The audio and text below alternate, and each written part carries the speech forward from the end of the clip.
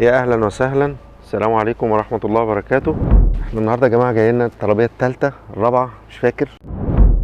نستقبل الترابيه دي كده على السريع لحد ما ننقل لكم تفاصيل بكره باذن الله في وسط النهار كده عشان الدنيا تبقى واضحه.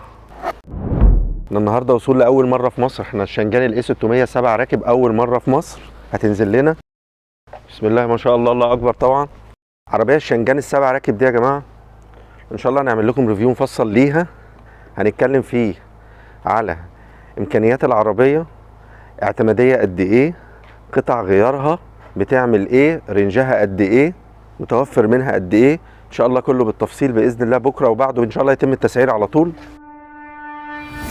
الشنجان الاي ستار اول عربيات شنجان اي ستار تنزل مصر ان شاء الله باذن الله. عندنا نيو انرجي باذن الله شنجان اي ستار برضو ابيض زيتي، الاي 600 ابيض. العربيه دي ان شاء الله برضو نتكلمكم عنها بالتفصيل.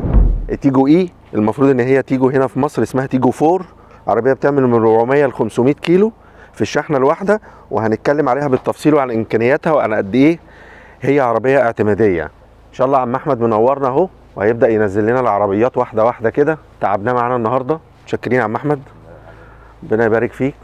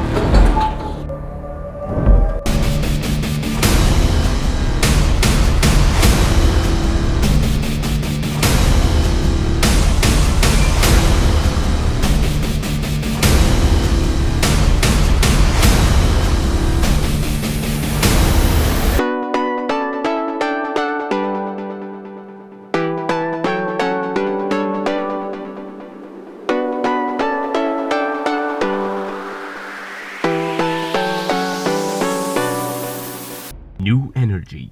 Own the future.